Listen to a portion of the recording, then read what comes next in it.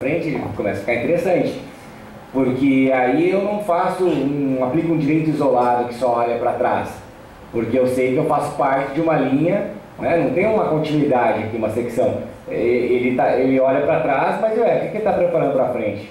Né? E a educação, como uma área super aberta, né, que acolhe todas as áreas de conhecimento, ela vai acolher esse direito com a sua rigidez, com o seu papel de definir o certo, o errado na sociedade. Também é um papel importante.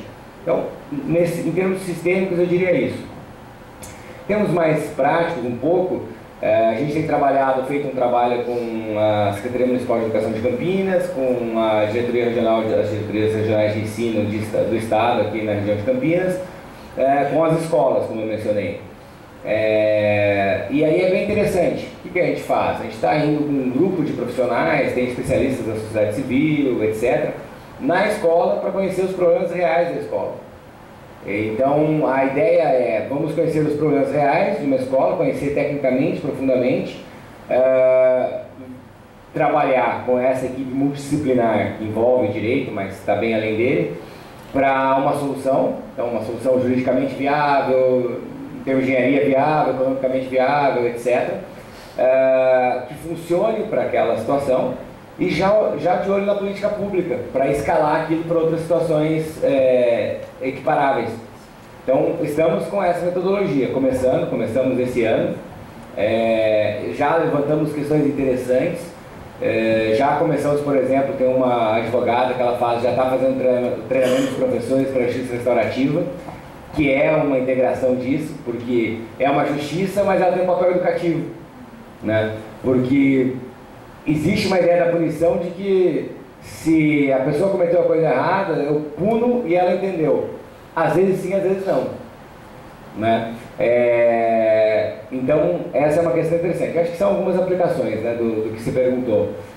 Acho que é fundamental, assim, se a gente pegar, por exemplo, o ranking mundial da posição do direito do Brasil, a gente tem umas posições boas em alguns direitos. A gente tem alguns direitos bem estruturados, tem um judiciário independente, forte, caro, o Ministério Público também. A educação não está no mesmo nível, né? Os salários dos professores não estão no mesmo nível dos salários dos juízes e promotores. Então, assim, temos muito a trabalhar a integração e o equilíbrio dessas áreas, na minha opinião.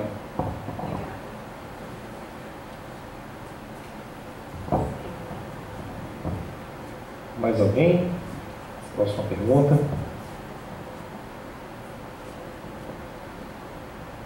Só para fazer uma enquete rápida aqui para conhecer um pouquinho o público, né? Da pós-graduação em educação para inserção social, quem que é da pós aqui? Levanta a mão só para eu saber. Inserção social, tem alguém na inserção? A TIC para ensino de ciências, então tem a TICS, tecnologia em análise e desenvolvimento de sistemas, tem o pessoal de tecnologia, eletrônica industrial, tecnologia eletrônica, não, de algum curso técnico, aqui curso técnico é de concomitante em eletroeletrônica, certo? Maravilha. Tem de algum outro curso que eu não mencionei aqui, de informática ou não? Ok. Tá. Alguns professores, né? Professor Ferraz, professor Marcelo também. Os colegas que nos visitam aqui também, é um grande prazer ter vocês aqui, tá? É da Escola Cadetes, não é isso? Escola Cadetes?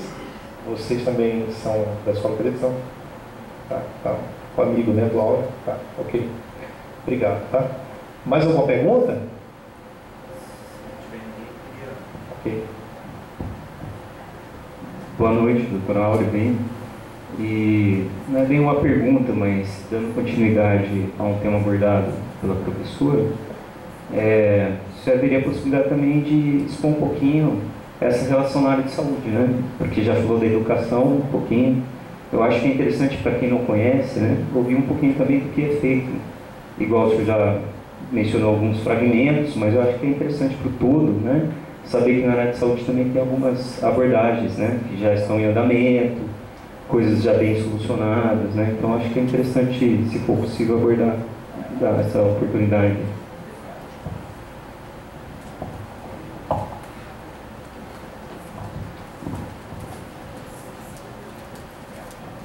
Bom, antes de responder a questão, a instigação, só para dar uma instigada no pessoal da TIC, quem fez o prefácio do livro é o único ganhador brasileiro da medalha de ouro mundial da Sociedade de Engenharia de Software, tá? O Dr. Fógiga está sobrinho.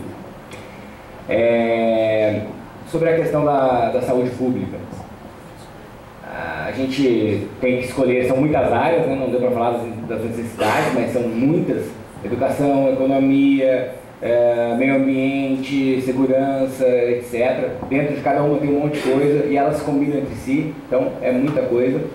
A gente tem que escolher algumas coisas para atuar concretamente. Então, concretamente, a gente tem dois grupos hoje: de educação, que mais ou menos expliquei, e o de saúde.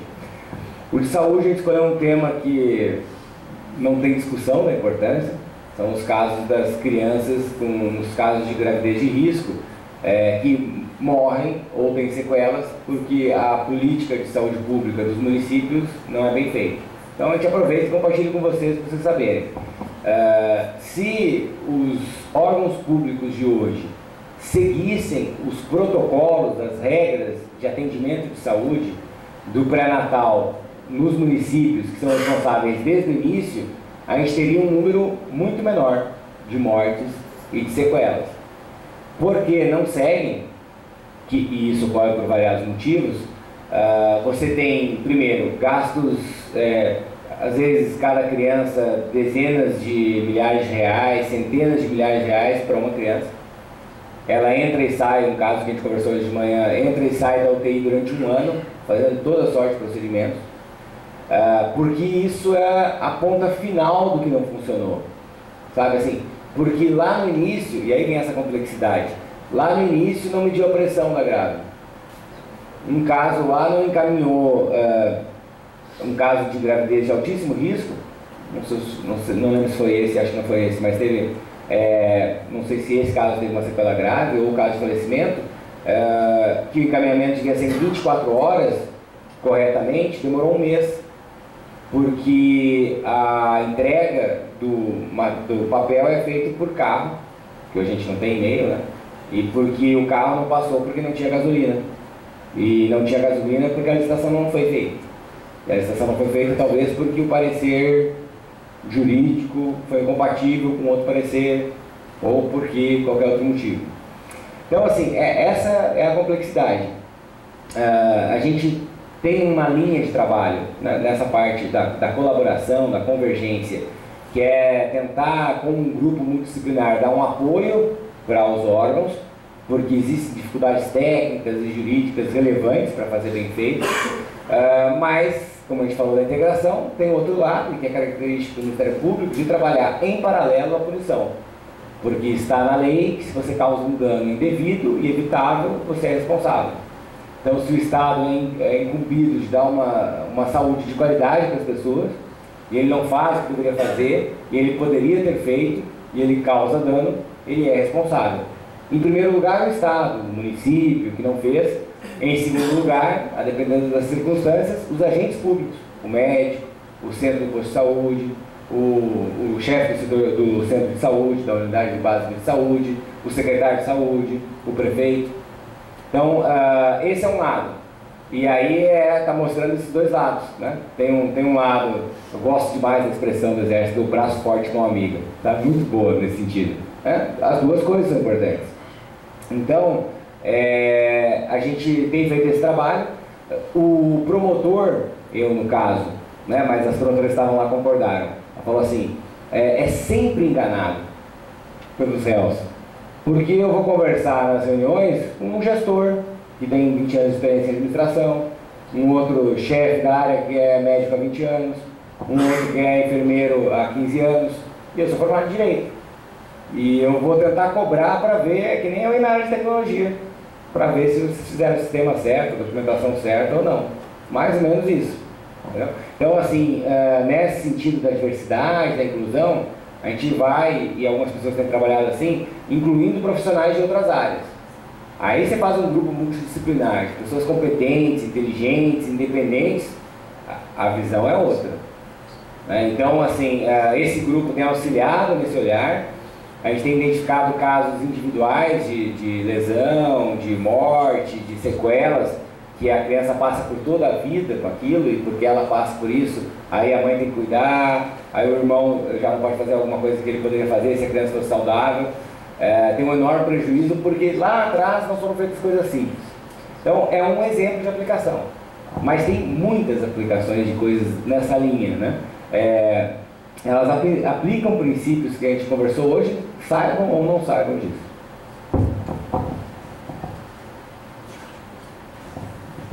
Mais uma pergunta?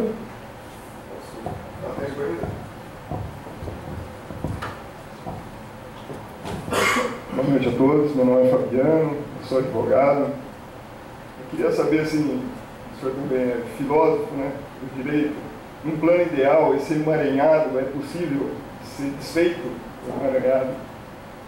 Essa harmonia, essa multidisciplinada.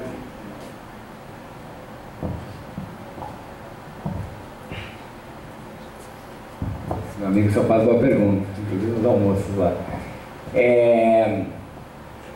Essa parte do plano ideal é legal porque até traz um item que eu não tinha falado. Assim, uma das coisas que está no livro são as 3 dimensões primordiais do nosso dia a dia, do mundo da vida. Uma é a realidade, a outra é a experiência, a outra é a teoria, ou abstração. Então, a dimensão da realidade é as coisas como são, né? É o mundo físico, são as coisas objetivas, é o mundo binário. A teoria, né? É tudo aquilo que concebemos, então é a abstração, são os conceitos, são as ideias. Pensa, eu tenho ideias aqui comigo, né? E tenho ideias mais, chamaria de objetivas, né? Ideias mais compartilhadas. São, por exemplo, as teorias, foram publicadas, as teorias científicas, etc. E nesse campo da abstração está o ideal também, né? Um ideal simétrico, né? de uma vida utópica, né? Eldorado, né? Um mundo onde todos se entendem. Quem sabe, né? Assim, falando de vida terrena, a gente não tem nenhum exemplo. A gente olha de fora para países que a gente admira, a gente pode pensar lá no norte da Europa, pensar em outros lugares, você vai para dentro, o pessoal é cheio de reclamação. Né? Porque assim, para a gente, agora a gente tem um grau, às vezes o grau de incômodo deles com uma coisa menor que a nossa é maior. Porque uma dessas medidas do ideal é a expectativa. Se eu tiver a expectativa perfeita, né? Então talvez seja isso que eles tenham, então está sempre ruim. Né? Então por isso que eu falei que o bem comum é um norte, né? Não vai chegar, não vejo essa possibilidade. Mas é interessante essa referência, porque ele serve para caminhar mesmo, né? Aquela conversa. Né? Mas é interessante esse ideal. Ele só não é um ideal arrumadinho. Né? Então eu vou dar 2 exemplos. Não sei vocês quem viu essa imagem e gostou e quem não gostou. Isso tem a ver com padrão estético. Porque, né, alguém fala, pô, é uma maçaroca. Né? Eu, por personalidade, gostei muito, né? Escolhi para a capa do livro, tive a sorte de conseguir e tal. Mas o conceito, por exemplo, das constelações sistêmicas usa o termo emaranhado como uma coisa negativa. Então, nas constelações sistêmicas, você trabalha as relações que a pessoa tem com a família ou do trabalho, etc. Quando elas estão enganchadas, quando não está dando certo, eles usam a expressão emaranhado. E aí ele desemaranha. Né? As relações ganham uma certa harmonia e vamos dizer que a gente chegue no ponto que você falou. Só que assim, o sistema familiar, seus ascendentes, né, sua família atual, eventualmente seus filhos, são sistemas, vamos dizer, relativamente menores. Essa parte, se eu for chamar nessa linha, chamaria de constelação pública, esses sistemas onde tem milhões de pessoas envolvidas, a complexidade dele é tão grande que talvez esse seja o estado natural. Né? E aí, se a gente se acostuma com isso, a gente anda mais fácil nele. Se a gente fala, isso é um estorvo, eu estou andando nele só o mínimo, até eu poder achar a primeira forma de sair em rumo ao ideal, eventualmente eu compro os atalhos. Alguém vai oferecer talvez uma solução boa, um caminho aqui que chega lá. Então, eu fala que essa parte é interessante, eu não lembro a expressão correta, mas vamos lá, você é idealista o suficiente para não ficar parado, né, e cético o suficiente para ir devagar, né, ou ir e olhando com calma onde você está pisando, né? Fazer autocrítica, etc.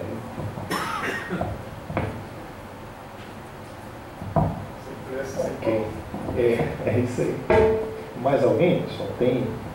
Bom, eu queria fazer uma proposta, Áureo. Eu sei que o Áureo, ele gosta de dar bastante atenção individualizada, né, para cada um, mas talvez, para que a gente consiga atender um pouquinho mais no tempo, a gente pode fazer 3 perguntas e aí a resposta?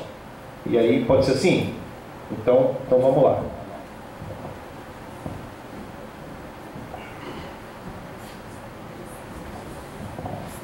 Boa noite, meu nome é Carolina. Peço desculpa aqui no começo eu me enrolar, porque fiz passos, mas acho que vai paralela à última questão que ele levantou. Você acha que seria possível induzir um senso de coletivo, mesmo que dentro de um recorte?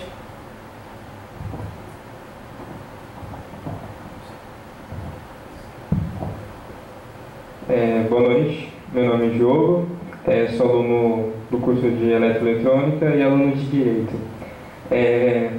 Bom, eu queria fazer uma pergunta ainda relacionada à questão da educação, mas envolvendo a questão até mesmo ética. Você acha que até mesmo a corrupção é um grande vilão na educação ou até mesmo a má aplicação do dinheiro público?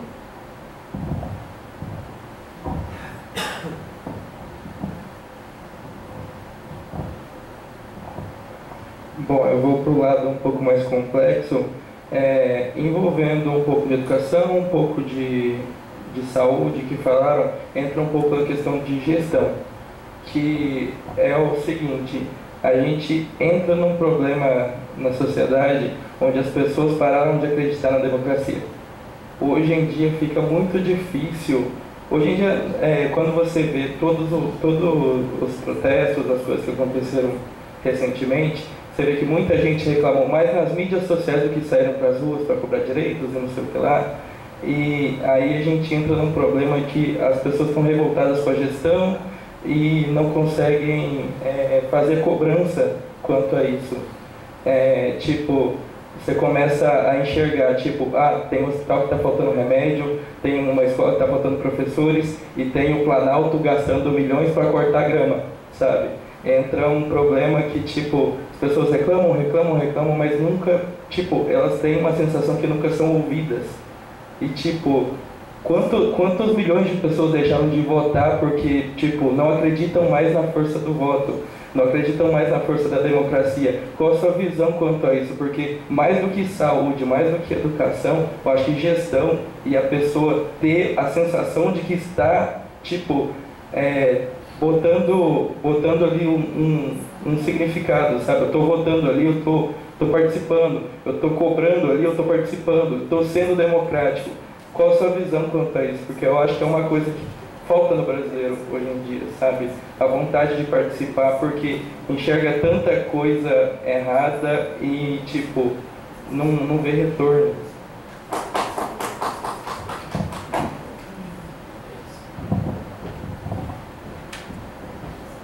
Bom, 3, aí a gente já tem que ir encaminhando, né? Como se chama? Carolina, é isso? Não, Diogo e Jonas. Legal.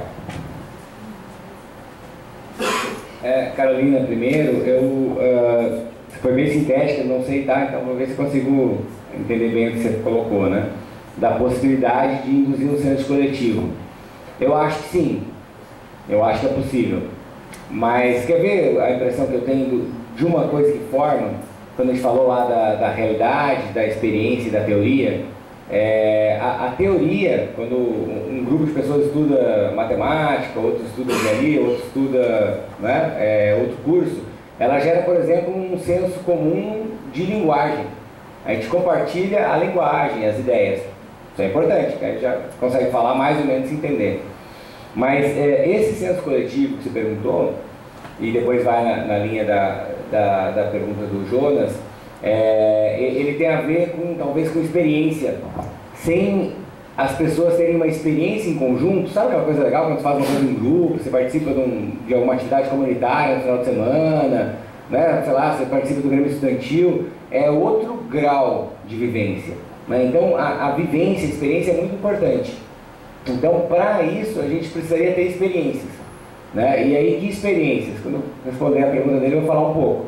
Mas são experiências participativas, ativas, né? Eu vejo que o pessoal tem a crítica hoje, né, que fala assim, não adianta você compartilhar um meme, né, e achar que você salvou o mundo. Verdade, né? Mas compartilhar um meme sobre um assunto de interesse público é melhor do que não fazer nada, né? Assim, depois tem a questão do quanto a sua ideia contribui, são outras questões. Mas assim, eu acho que é possível, mas depende da experiência. A gente tem que achar formas de ter experiências legais, coletivas, que a gente consiga formar isso. Isso vai dando convicção. E precisa conhecimento também, né? Aí vem o nosso assunto. Se eu tiver um conhecimento mais da realidade, da complexidade pública, etc., eu vou acertar mais um pouco. Se eu acertar um pouco mais, eu vou ter mais retorno. Vai me dar mais confiança para fazer. Tá? Então, tentando responder um pouco. Se faltou alguma coisa depois, você pode me falar também. Na segunda parte do Diogo, a questão da corrupção, né? Esse capítulo 3 do livro fala praticamente sobre isso, né? Sobre a questão da impunidade. Inclusive, vocês viram que tem o Deltan aqui no final. A corrupção no Brasil, ela é algo de longa data, né? Quem é preciso fala desde o início, né? Então, tá vendo? Aquela parte do histórico, né? A gente tem que olhar o histórico, senão a gente cai hoje de paraquedas aqui e acha que isso é uma coisa de agora. Então, a corrupção é isso. Outra questão da corrupção como vilã, vejam, ela, para mim, uma visão pessoal, ela parte do pressuposto da pergunta do Dr. Fabiano, que é assim, do ideal. Se eu imagino que a gente tem um ideal pronto, do qual a gente se descolou, a gente se corrompeu de sermos seres éticos perfeitos e a gente para o carro no lugar errado, né? A gente comete uma série, cada um dentro das suas possibilidades de legalidade, comete os seus, né? Às vezes pequenos erros, às vezes coisas mais sérias, né? E aí chega na corrupção. Então, essa parte da corrupção, né? Aí acho que surgiu uma discussão interessante na parte de uma campanha. Eu até acho que tinha uma música do Adnet bem legal sobre isso, um videozinho dele, das pequenas corrupções. Então eu mostrava a pessoa que vai no ônibus e não dá lugar, né, para aposentado sentar, né, da pessoa que usa a carteira de estudante, né, falsificada. Pegava vários exemplos, né. Surgiu uma discussão disso uma época, se isso era justo falar disso ou não. Isso era uma contrafala que dialogava com a grande corrupção. Então, assim, no final, estamos numa sociedade que é bastante corrupta, né? A gente sabe. Os padrões que nos levaram até aqui, a gente é mais permissivo do que outras sociedades. É verdade, né? Mas é típico que a gente fale da corrupção como a do outro, né? Então, todo mundo fala do outro, né? É um começo? É um começo, né? Só faltava a gente ser omisso em relação a isso, né? Até uma das expressões que eu brinco às vezes que esse assunto surge é corruptos e simpatizantes, né? Porque senão você quer falar que todo mundo é corrupto. Não, tem gente que você não viu nada, você não sabe, mas é simpatizante, fala, não, coitadinho, não é bem assim, né? Então, é um simpatizante, porque se ele reconhecer, não, tá errado, né? Tem gente que fala, não, tá errado não dá, eu gosto, né, dessa pessoa, mas não dá, né? Então, a questão da corrupção, ela é uma vilã, e acho que da sua pergunta da parte da educação, tudo a ver com a educação, né? Porque se a gente não parte desse pressuposto de que somos decaídos desse ideal, né, e talvez mesmo com esse pressuposto fosse possível, então a gente tem que se construir. A gente tem que se construir para ser melhor, né, para sermos mais íntegros e menos corrompidos. Então, tudo a ver. E aí a terceira questão, que são várias questões juntas, né, do não acreditar na democracia, acho que está relacionado com a primeira pergunta, né, da Carolina, por exemplo, do se é possível ter um senso coletivo. Será que é possível, né? Está relacionado, por exemplo, com a corrupção, porque tanta coisa dando errado, tanta coisa furada, né, a crença vai esmorecendo, né? Como é que você faz? Uma das formas de você melhorar isso em você, uma dica prática: ande com pessoas que se importam. Eu estava conversando com um amigo há algum tempo e falou, cara, não está muito ruim, só tem gente ruim, só tem gente mal intencionada, eu não tal. Eu falei, eu não vejo isso, eu conheço um monte de gente legal. competente, séria, dedicada, conheço mesmo. Ao longo do tempo, né, é um assunto que me interessa, eu ia conversando com essa pessoa, você vai formando os grupos. Né? Então, assim, né, ande com as pessoas que também querem isso que vocês perguntaram. Isso vai ajudar. Problema de gestão. Sim, total, né, no Brasil. Né? Então, por exemplo, os tribunais, quem é o administrador é o juiz, não é o administrador que foi formado na administração. Então, desde problemas de... A gestão é poder, né? Ela decide orçamento, ela decide várias coisas. Então, às vezes, as pessoas que não têm a competência técnica, elas querem ocupar esses cargos por algum motivo. Né? Pode ser status, pode ser corrupção. E aí você já não tem a gestão corretamente. Nós somos também, a nossa cultura, muito burocrática. Né? O pessoal fala ibérico, cultura ibérico, de origem portuguesa, etc. Você pega os americanos, você pega a anglo-saxônica, são muito práticos. Então a gente também é muito burocrático. Você ouve os administradores públicos falar que é impossível gerir no Brasil. Né? Em parte é verdade, né? Mas em parte, quando eu vejo essas reclamações de o Tribunal de Contas da União embargou mais uma obra. Embargou, você não fez o estudo ambiental, que tem uma década que você sabe que tem que fazer, não fez com a técnica correta, porque você talvez não quisesse revelar os furos do projeto, porque tem furos porque você quis economizar, como economizaram, por exemplo, nas barragens, então ele foi barrado. Então, sabe, você contou, se arriscou mais do que deveria, deu errado, e se quer colocar a culpa no sistema de controle. Então, às vezes é isso, e às vezes é um sistema de controle que o jurídico, esse é um problema, desconectado da prestação do serviço. Eu falei, eu dei o meu parecer, agora é com você. Mas isso aqui vai atrasar, não vai dar licitação, não vai dar para comprar comida das crianças. Essa é a lei, essa é a lei. Então ele não usa a inteligência dele para agregar no que você falou. Outra questão, né? Bom, desperdício, obviamente, acho que entra na questão da gestão, sobre a questão eleitoral, da opção eleitoral. Esse é um ponto muito importante. A ideia da democracia participativa dá a impressão que a eleição é a única ou mesmo a principal chance de você participar. Não, não é. Tem um monte de oportunidades, de todas as formas. Você pode participar em protestos na rua, pode abrir abre muita consulta pública hoje, porque entrou nas normas. Vocês são técnicos, você pode entrar lá na consulta pública e mandar uma reclamação, uma crítica de uma coisa que você sabe que é um sistema que não funciona. Você pode participar em conselhos, você pode fazer denúncia. Pensem assim, a corrupção, ela também permanece no Brasil porque há toda sorte de omissões. Eu até entendo que o corrupto, a pessoa que não se importa, ele não denuncia a si mesmo, ele não denuncia o irmão, o marido e tal. Mas e você que não está ganhando nada com isso, que você sabe? Bom, algumas pessoas não denunciam por medo, ok, a gente está numa sociedade violenta. Mas tem, por exemplo, a denúncia anônima, ou tem outros mecanismos. Às vezes você não denuncia porque você acha que não vai dar em nada, sua fala. Então, assim, uma participação importante da sociedade é a denúncia. Você denuncia quando você acha que vai dar em alguma coisa. Dá sempre? Não, infelizmente os órgãos são ineficientes, várias vezes não dá, mas algumas dá. Né? A Lava Jato provou para pessoas que achavam que não ia dar em nada, que deu.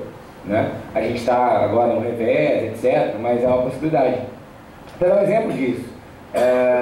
Uma das coisas, tem um observatório social que chama, o pessoal que criou ONGs ao redor do Brasil, tá? De muitas dezenas e dezenas de ONGs. Eles criaram acho que em Ribeirão Preto, são fiscais aposentados. Eles sabiam como é que faz como é que chama lá, o piche, né? do asfalto correto. Eles sabiam que o pessoal frauda e faz uma camadinha assim, tipo, passa uma pinturinha, aí dá uma chuva, manda embora, o cara faz de novo, aí cobra de novo.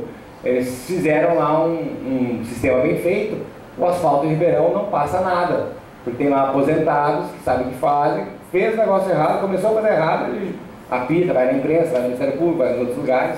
Então, assim, tem uma infinidade de canais. Canais não é difícil vocês acharem. Achar uma forma estratégica de intervir, para você não perder a esperança, para não se expor, né, para alguma represália, para fechar uma linguagem com pessoas que pensam diferente, porque um grupo heterogêneo é importante, isso é mais trabalhoso. Mas é uma coisa de longo prazo. Possivelmente todo mundo é capaz de fazer na sua área. Cada um de vocês na sua área é capaz de se preocupar um pouco mais com isso e dar uma contribuição mais técnica, mais ponderada, né? E eventualmente, atingindo um limite ético, se posicionar de um jeito ou de outro. Controle social.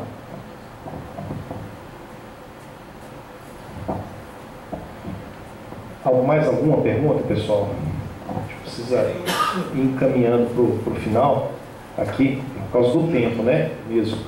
A gente sabe que existe um descrédito muito grande aí com os poderes políticos, que ele colocou aqui, foi bem interessante esse descrédito dela. Muito grande com os poderes políticos, legislativo, executivo, aqueles